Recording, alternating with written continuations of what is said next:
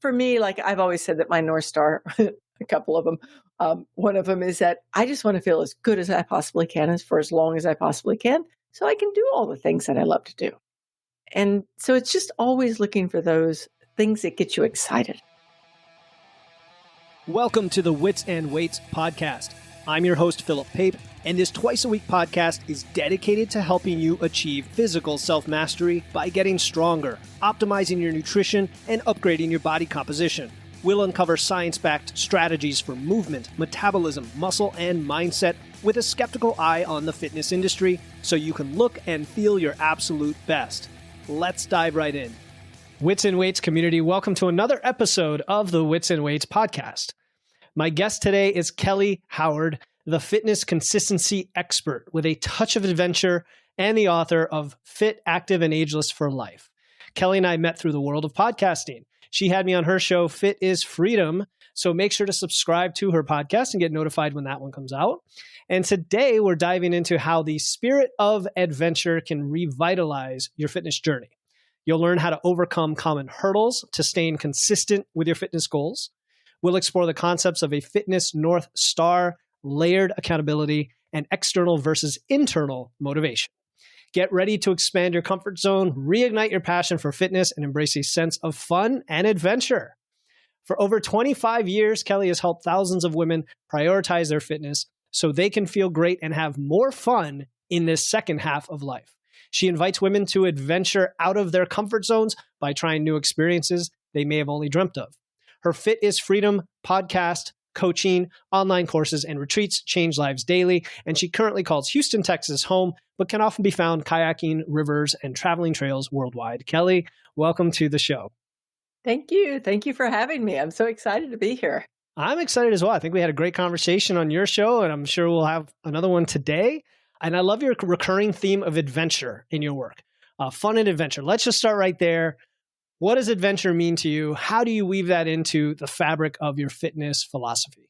Sure. So I have noticed that there's so few things that women in general, and guys too, don't really have to look forward to when it comes to fitness. It's like the next number on the scale. And that's so boring. Like no one gets excited about the number on the scale. When it comes down, I guess they do. And when it goes up, they're tragic. And so it's no fun. So I thought, how can we change this narrative? And I thought, what gets me going in life is adventures. And adventures can be anything. Okay. Adventures don't have to be, trekking the jungle.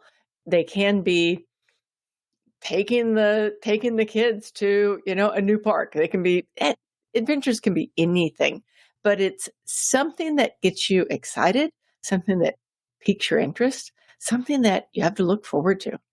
And it just makes, to me, a huge difference. Yeah, that makes a lot of sense. I mean, it really does, because even when you do go after those boring goals and they kind of go back and forth, it's like, what's next? Like what? Yeah, it's always what's next. Yeah, what are we pushing? And they're so fleeting, right? And we've heard the concept of enjoying the process or loving the process, but even the process itself can get a little mundane depending on what you're going after. So I know you're like you're a big fan of consistency and talking about how we can be more consistent. And that's one of the biggest struggles people say is I can't be consistent. And then it sounds like adventure can be a good way to get you on that path. What are the predominant reasons that people have a challenge with consistency? And then how does adventure come into that? Sure. So consistency is one of those things that it's kind of like a unicorn, and also like something that is so mundane that is part of us, but we don't really realize it, because a lot of times people think that when they have to be quote unquote consistent, it has to be big stuff, right? Like, the big workouts, the big goals, all the big things. And so often what's very simple is that if we make it small, that 1% a day kind of thing, it gets so much simpler and easier. So consistency. One thing people will say to me is, well, I'm not motivated, right? Consistency comes from motivation.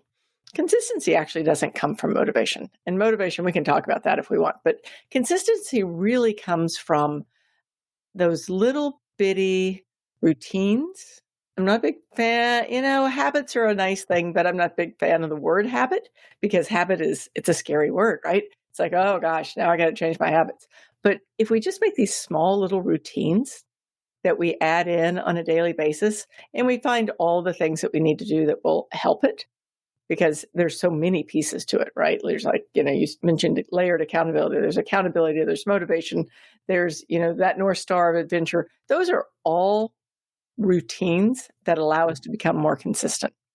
So consistency itself in the end is nothing more than taking the right step every day, as small as it needs to be. Yeah. And I love that approach, right? Just recently, I was listening to someone talk about how habits, the H word that we don't like, we often make them big and complex, right? Like, okay, I want to get 10,000 steps a day. And when you're getting 3, well, to go from 3 to 10 and think of that as a single step can be a big problem for people, because what does it take to get to 10? You don't just set a number and get the number, right? You have to now, I need to incorporate a walk here. I need to change something here. I need to do this.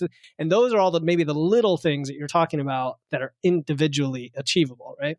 Yeah, that's such a good way to put it, because we pick these arbitrary numbers that, I don't know, we just make up like 10,000. I looked that up one day. I thought, why 10,000?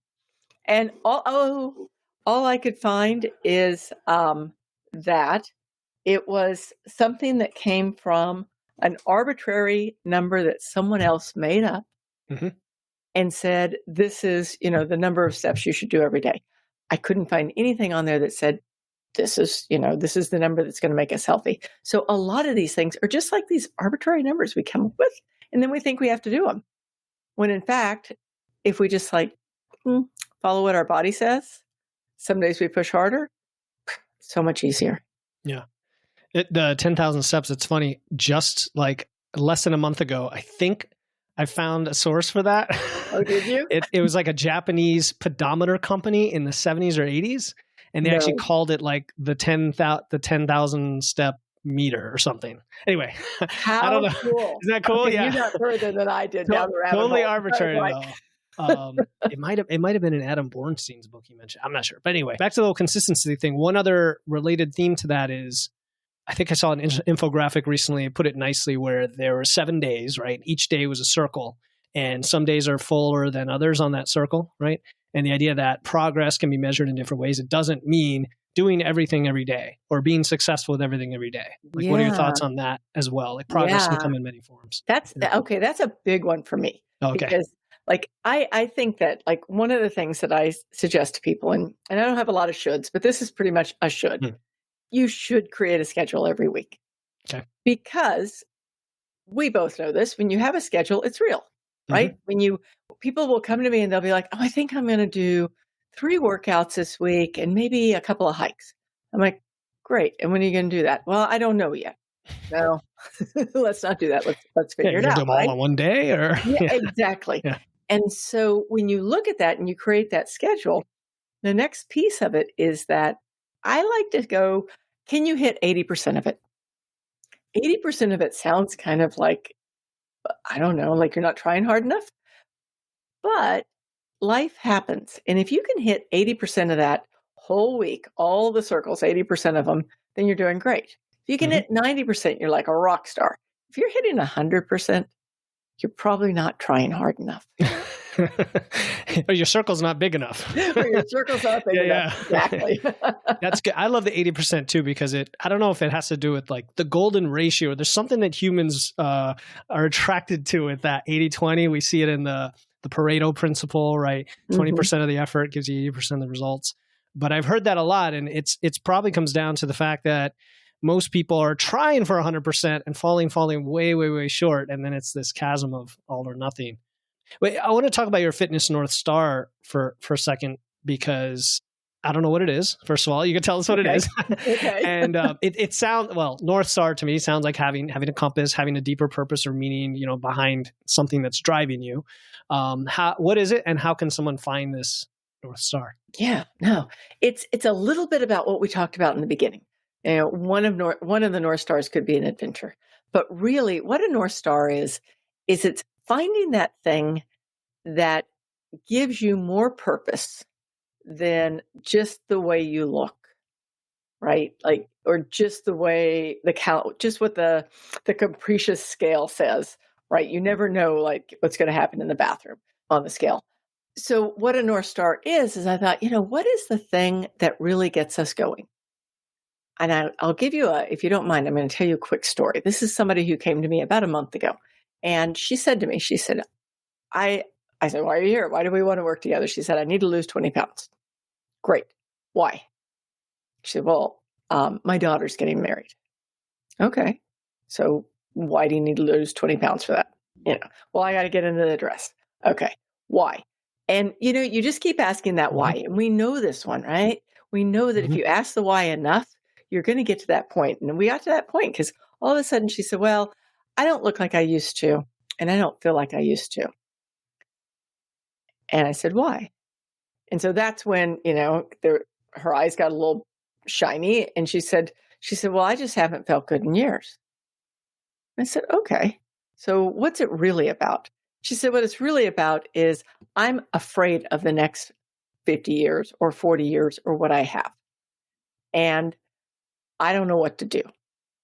I was like, well, that's easy, right? Really, when you get to that point, you're really finding a North Star, because for her, what it ended up being was she wanted to be there for those grandkids. She always wanted to be like, deep down inside, she wanted to be that cool grandmother, the one that took them kayaking and took them on trips and things like that. Like those were all of the wants, but she was unwilling to admit it because she thought that life had passed her by too quick. And so when we pulled out the North Star that, these are all the things that are going to make our life shine, it changed everything. Like, yeah, she's going to looking great, right? She's already looking great. Because she hadn't, that plateau. She hadn't hit that plateau yet. So she's losing weight and she's gaining muscle and she's having a good time. But at the same time, in the end, it's going to be so much different for her. Yeah. And for me, like I've always said that my North Star, a couple of them, one of them is that I just want to feel as good as I possibly can for as long as I possibly can so I can do all the things that I love to do. Yeah. And so it's just always looking for those things that get you excited. Yeah. And you said something there that after she started to make progress, you said it's going to be different. In other words, the satisfaction she gets from that is going to be more long lasting because it tied to the thing she really wanted. Exactly. Even though it also satisfies these other superficial things that we all think we want. Right. Interesting. Yeah. Yeah. And this why approach. So, I mean, I've heard that before. Obviously use it with clients as well. Like why? Is it as simple as that? It may be, right? Like I think sometimes we overcomplicate it, but people listening who just want to do this for themselves with a piece of paper right now, do they just need to ask themselves why and keep going down that path? I think so. Okay. And there's one more piece to it though, is they have to be honest. Okay. Honest with yourself. Right. We lie to ourselves the most. Be honest. Yes. I mean, I'm good at asking questions and I'm really good at watching reactions with people. Sometimes for people, when we get to a stage where we're uncomfortable, we don't want to keep going. I just came back from a trip in Costa Rica, had a group of women there. It was much more adventurous than I had anticipated. And one of the things, I was talking to one of the women yesterday, we had a little incident in a river where we ended up getting our raft stuck against a rock and it was sinking. And so we had to get everybody off the raft and bring in another raft. And she was unstable, not flexible, and didn't have the strength that she really needed. And she looked at me right in the face yesterday and she went, I have my why. She said, I want to be able to crawl up on a boulder in the middle of a river and stand up and not be terrified. And I went, there you go. It's so true. And I love that example because it's not always easy, I'll say, to find it if you just in a random moment try to think about it, right? Like it might come to you, or you might even start to go toward one purpose and then it can evolve, right? It can evolve. Exactly. That thing about moving the raft, it's funny because years ago, not too many years ago, we had moved to our new house and my wife wanted a garden. And so I said, well, we have all these tree trunks that were felled nearby. Why don't we just move them over?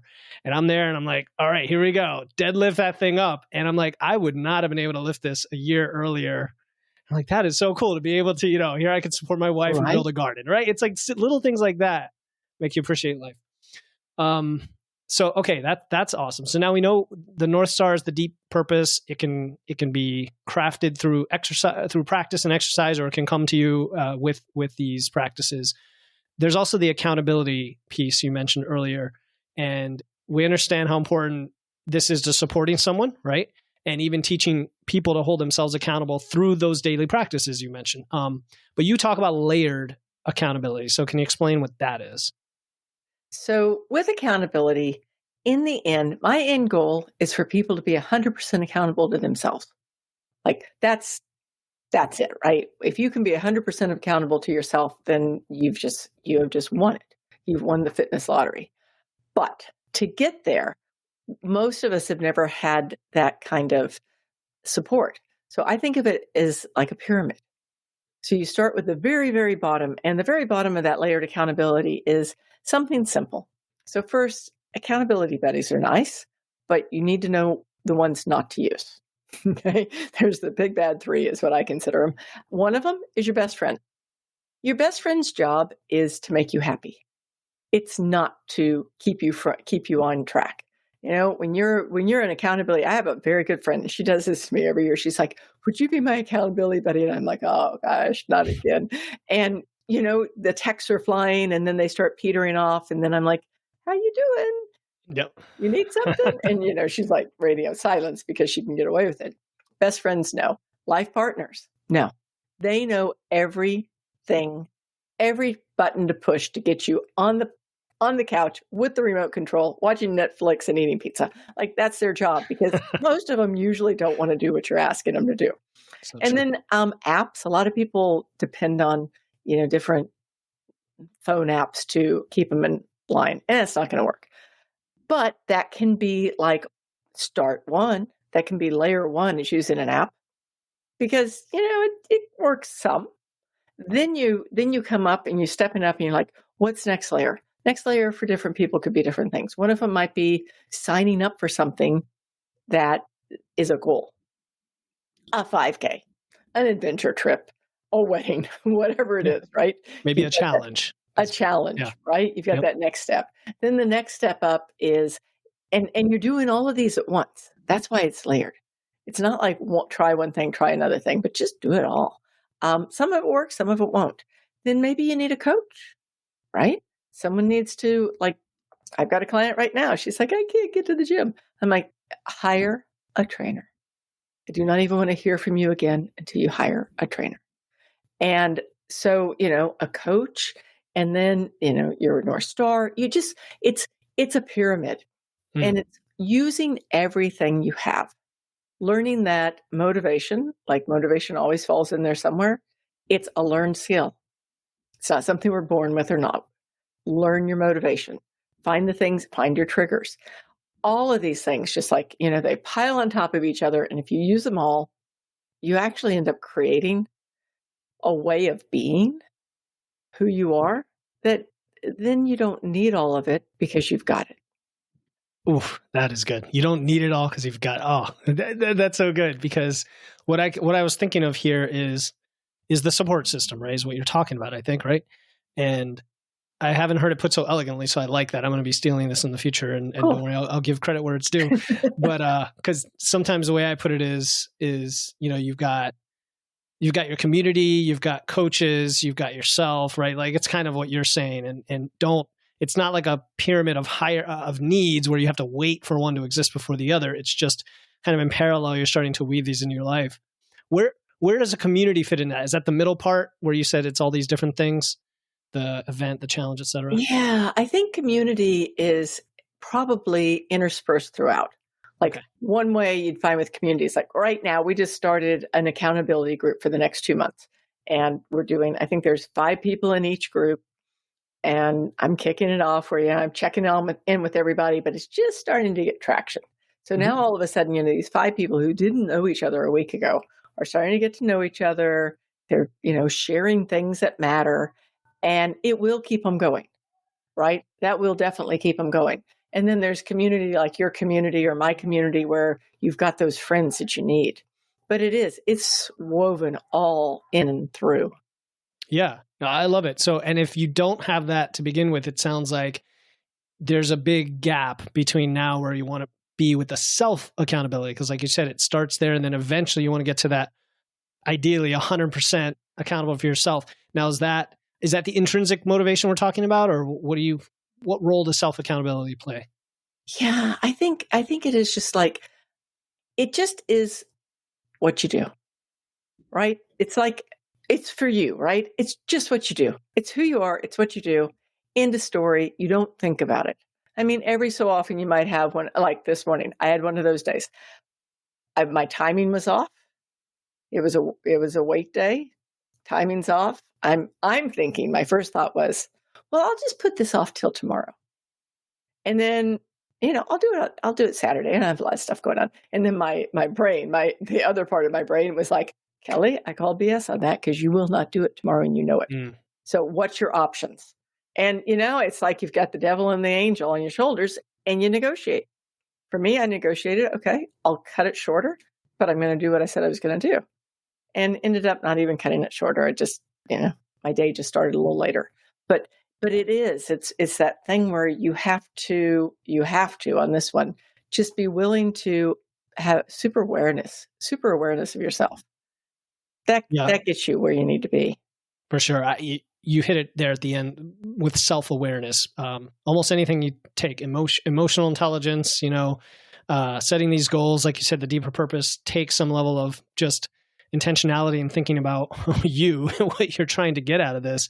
When you mentioned the giving yourself excuses with the devil on your shoulder, I like that. It brought up two things to mind. One is where we know so much deep in our soul we want to do it. So even though we're starting to make this excuse, we still find a way. Right? We find a way. We want to find a way. And the other is it almost becomes the opposite of excuse making sometimes. I know, at least for me, when I work out, I will make excuses to work out, like because I have right. I want to do it so badly that it becomes the opposite problem, which is not a terrible thing to have. It shows how much momentum you have built into it. Yeah. Whereas the other person in the room is like, it's too cold. The gym's too far. It's like all the other excuses. Yeah, no, you're right. It is momentum. Yeah. Because, body in motion stays in motion, and you just have to figure out what's going to keep you moving. Before my coaching session with Philip, I was really struggling with staying consistent with my nutrition. Philip really showed me the importance of being consistent day to day. He also helped me see that it's not a bad thing to take a rest day. He really helped me get in that more positive headspace of a rest day being something really good for me. I've been doing this for a month now, and I'm finally starting to see some progress in my numbers, and I'm really excited about that. And I just appreciate so much the help that Philip has given me. He's always willing to answer questions, to offer resources that are totally free and very, very helpful. So I just want to say how much I appreciate that. Thanks, Philip. So what happens when things get really tough then, and life happens, life's going to happen, and it just pushes you past that brink of even the self-accountability is just not going to carry you through at that point? Yeah. Right? What do you do That's then? perfect. Right? The perfect question, because probably 99% of the people that I work with, they've gotten to that point where they went, you know what? I've tried it all. It's not going to work. I don't know why you think this is going to work, right? And what that really is it's not that they've tried it all and it's not going to work. It's that they weren't really willing to restart when they stopped. And that's life, right? It's just restarting every time we have to. It's just the way it is. There are lots of times. I came back from Costa Rica. It was an amazing trip. And I was like, whoa, I am way behind. And what did I do? I just dove in, started working, blah, blah, and after 3 days I went, Kelly, you got to restart what matters. And it's not that I just went, oh, well, I didn't start my workouts right away, so I might as well just give up. It's that you just start again every time. That's good. That's good. I've seen it's happened to me, and also I've seen clients who, when we work with them for a long time, you see what life brings in terms of cycles. Yeah. And if one bad thing after another can happen to people, like within a span of days or weeks. And all of a sudden these things fall off for a decent amount of time, right? It may not be in your control, but like you said, what is your mindset? Is it, okay, I'm done and now it's like starting over, or am I just restarting what I already have? So I think that's a healthy way to think about it. And the thing is that if we're restarting, we have a foundation that we didn't have before. Every time, like people don't realize this. And then they'll say to me, oh my gosh, I was able to do X, Y, Z. And I'm like, of course you were. Like you have a foundation. Yeah. You just might have missed some time. It's like muscle memory. Actually, that's a great analogy. It's like muscle memory. When people lifted for years and then they stop, even if it's 10 years later, they start lifting again, the strength comes back quickly, right? Yeah, your brain just knows it's wired for it. Exactly. Yeah, good one. So it should be easier, then, is the point. It should.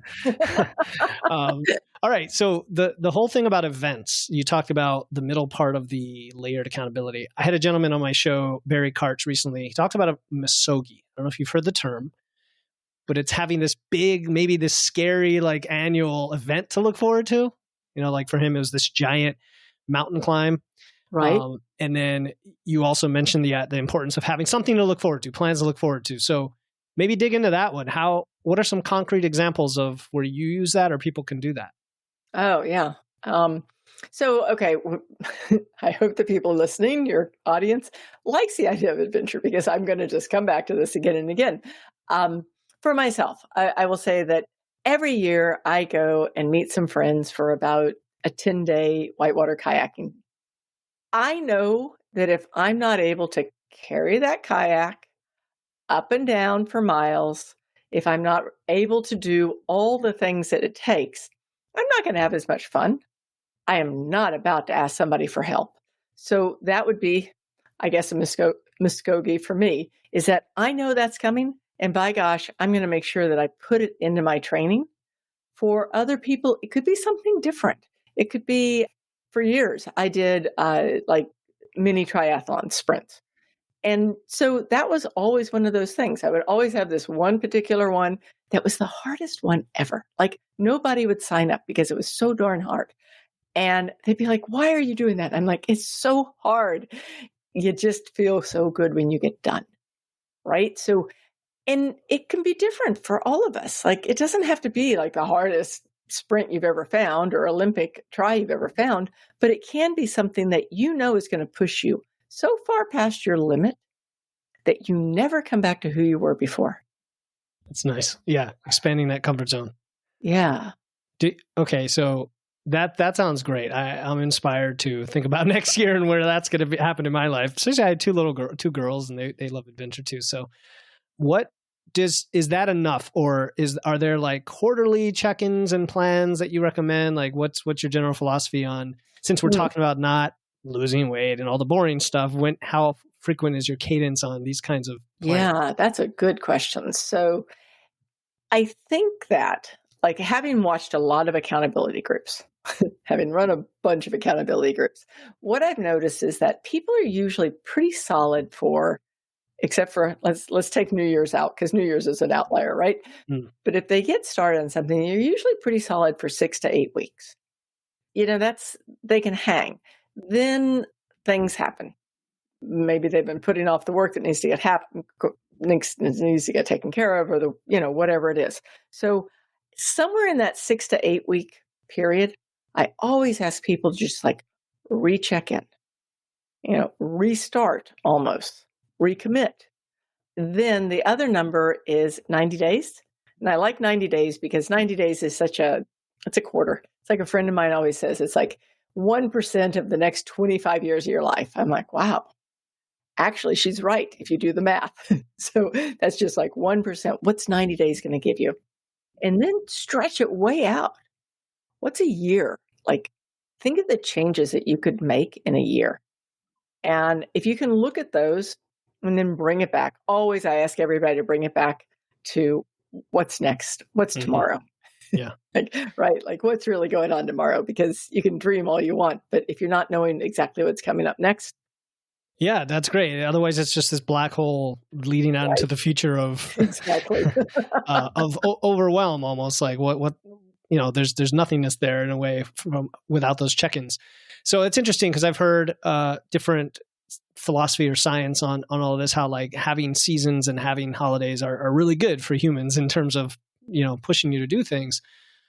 Could a process itself, and I'm kind of asking this selfishly, I lift weights and I like to lift for a cycle. I like to go for maybe 12, 16 weeks. And so I think, okay, at the end of that, I'm going to do something very different. And those are going to drive how I eat and how I sleep and do all my other things. Would that work for folks? Like just having their process kind of periodized in that way? Do you know what I'm saying? Yeah, I know exactly what you're saying. So when I have somebody who's going with me on a trip, usually those trips are a stretch, a big stretch, right? And so when we're training for it, what I ask them to do is to start out, and it's a little different than you because you have this solid foundation, right? So you can do 12 to 16 weeks. Boom, you're on it.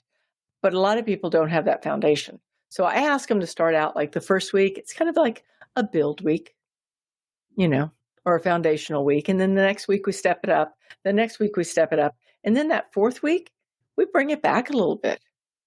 Like and it's an easier week. And then next month, step it up. But it's exactly what we talked about earlier, because every time they come back, they're coming back to a higher level in their foundation. And they're also paying attention to exactly what you said. Their sleep. Is this working with their sleep? Is it making it better or worse? How's their nutrition? And it allows them to be really cognizant what's going on in their bodies when, in fact, a lot of them have never really thought about it before. It's always been just, can I eat less calories and do more cardio to lose weight? Yeah, right. No, I like that approach. It's the analogies would be like progressive overload or taking exactly. deloads. And you're saying you're pushing and progressing each week, but then you're kind of resetting, taking a break, recovering, and then you're continuing to push. And that's a clever idea. If people listening think about how to apply that creatively to different things that they're doing so that it's not always go, go, go, go, go and push, push, push. And maybe here, just to add to that, thinking out loud, the things in your life that would normally interrupt what you're doing, you can naturally schedule those in. Put them off at that fourth week. Put them off for that week. Yeah, exactly. Just plan it in. Like when people say, should I strength train for the week I'm on vacation? I'm like, probably not. But like, why don't we think ahead and make sure that week is the week you don't need to train as much. Right. So yeah, that's good. This is good stuff. Okay, so you talked about there's the big event, and we talked about a little bit of the comfort zone, expanding it. I know different people use different phrases. Some say going out of your comfort zone. I like expanding it just because it allows you to kind of hold on to part of your comfort zone. Exactly. How can, I guess, where was my question going to be on this is like, how can women in particular, because I know that's your audience, try these new experiences, to get out of their comfort zone? So I'll bring it back and I'll tell you this, the number one thing I hear people say when I mention anything like what we're talking about, like, expanding, they'll say, I don't want to hold people back. Or the flip side of that is, I don't know if I can keep up. So when you hear those words, to me, that's like, somebody just stabbed me in the heart, because absolutely you can. And so how do you do it? So using that and then just figuring out that it's not as big a push as you think it is. Like I'll use a little quick story. Like I do a lot of long distance cycling. I'm not a great cyclist. I mean, I can go, but I'm not fast. And it used to drive me crazy because all my friends would be up there and they'd get to the rest stop. And then here comes Kelly, right? And one day I started counting. How far ahead of me are they really? And they were like 15 seconds.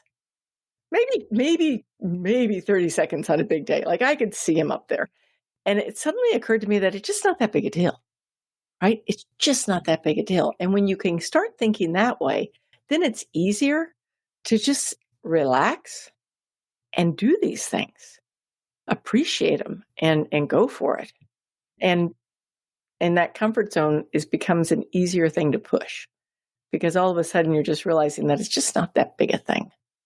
Yeah, it's almost like you're saying that instead of focusing on the gap, this huge, whatever the gap is, it's more of just continuing to gain toward whatever the end goal is. Exactly. It's exactly what it is. The gap in the gain. The gap in the gain. Right. Exactly. Was that on your podcast? That actually sounds familiar. No, it's a book. Oh, okay. Yeah.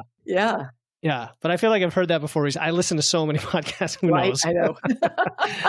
All right. So let's bring it full circle here. I'm all about fun, positivity, adventure.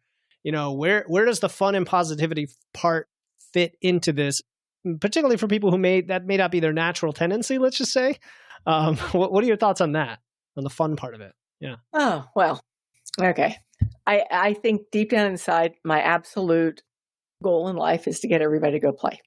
Like that's what I've always been, right? I'm like this, and I'm not a good cheerleader, but I can cheer people on. So everybody should play. Play it takes our mind off of the pain. If, like, just recently, a very, very long, hard hike, I was trying to be playful because it was super painful. Takes our mind off the pain. But more than that, it gives us something larger to think about, something bigger to play with in life. And play again. I don't think a lot of us have as much fun as we should, really. Like, it's probably true. Things are very serious. Life is busy and getting busier and busier and busier. The world has been probably even a little bit more crazy than it normally is. And we get consumed. And as soon as we get consumed in that, it's like our broad scope of awareness starts shrinking. Mm-hmm.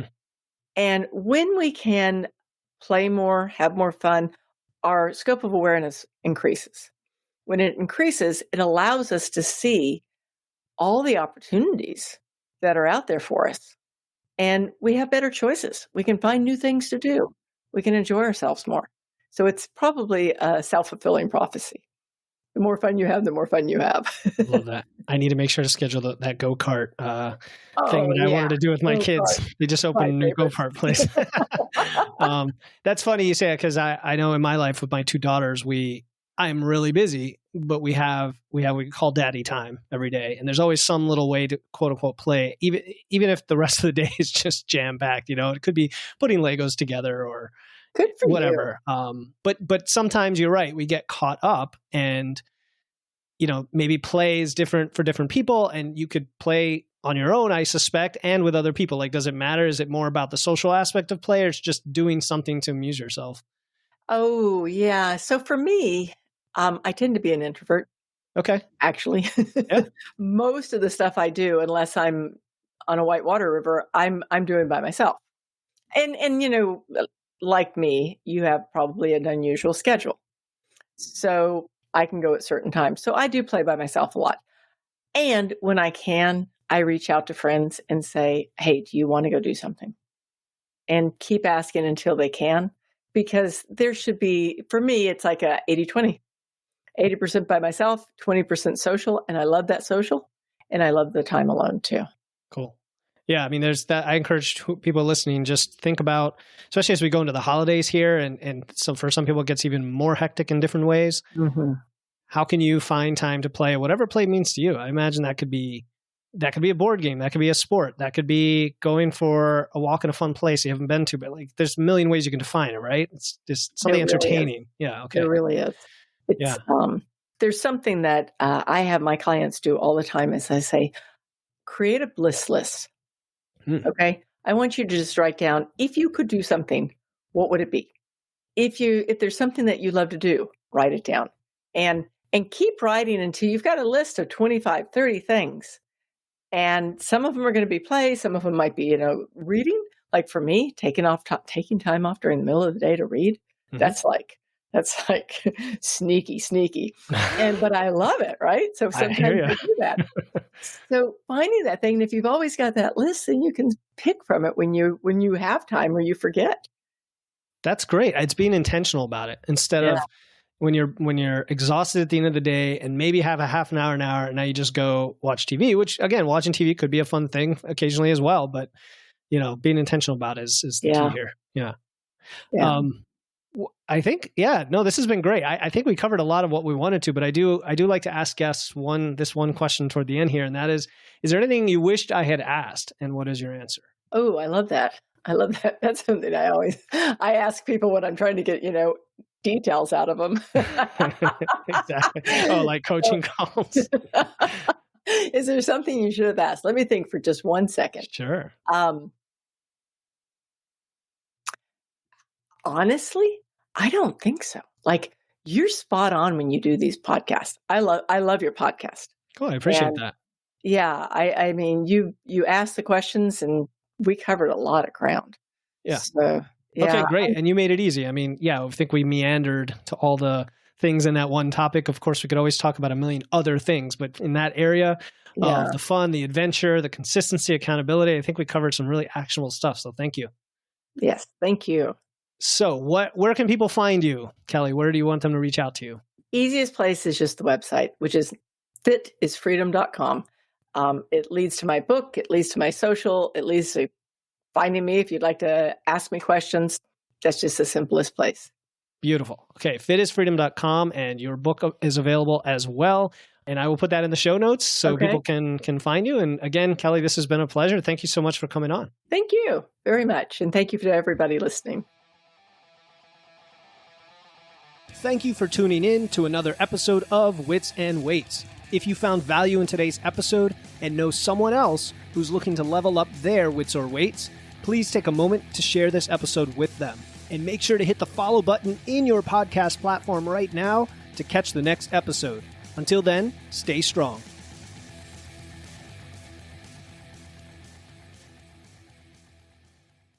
Hey, before you go, I want to let you know about a free resource I have. They are free guides on everything from fat loss to eating out to building muscle to managing hunger to figuring out the best macros for you and more being added all the time.